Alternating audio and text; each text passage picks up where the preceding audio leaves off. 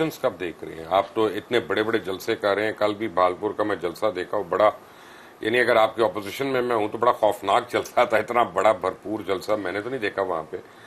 तो आप लोग कब सोच रहे हैं इलेक्शंस होने का? देखिए, हम तो ये सोचकर बैठे हैं कि इलेक्शन जब भी हो हम तैयार हैं। अब बाकी इलेक्शन तो इदारों का काम है, हम प्रेडिक्शंस करें कि आज कल परसों, ये तो इदारों का काम है। किसी को ये मालूम नहीं था कि रजीम चेंज होगा और ये ऐसे हो जाएगा, तो इलेक्शन की भी कोई मेरे ख्याल से अभी तो मुकर्ररा वक्त और मुद्दत नहीं है। लेकिन जैसे जैसे हालात बनेंगे इलेक्शन के, तो उसके लिए तहरीक लब्बैक खुद को तैयार कर रही है और तैयार खड़ी है मैदान अमल में। लेकिन तहरीक लब्बैक के पास एक प्रॉब्लम है ना, आपके पास पिछले इलेक्शन में मैंने देखा था कि किसी किसी मस्जिद के आप इमाम को उठा के, इमाम मस्जिद को आपने टिकट दे दिए पकड़ के, लेकिन वो ना पैसा लगा सकते हैं, ना बिरादरियों में असर रसूख होता है, तो वोट कैसे लेंगे? अच्छा, आपने बात की इमाम मस्जिद को टिकट देने की, बिल्कुल इमाम मसाजिद को भी टिकट देनी होगी, लेकिन हमारे कायद ने हमारा एक नज़रिया बताया था कि हम पीछे रहकर काम करेंगे और उन लोगों को लेकर आएंगे जो इसके अहल हो।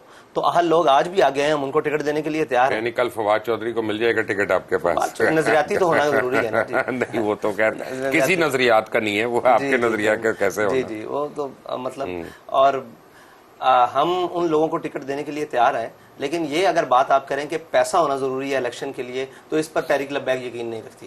नहीं, वो ठीक है, लेकिन आप समझ रहे हैं कि जो मैं बात कर रहा हूँ कि अब ठीक है, आपको करोड़ों की जरूरत नहीं, लेकिन बहरहाल को 4 गाड़ियों में पेट्रोल डालना है, गाड़ियां चलनी है, मोटरसाइकिलें चलनी है, पोस्टर छपने हैं, कुछ तो चलता है ना। उसके लिए तहरीक लब्बैक का छोटे से छोटा कारकुन और बड़े से बड़ा जिम्मेदार अपनी जेब से खर्च करना जानता है, वो आपने देखा है।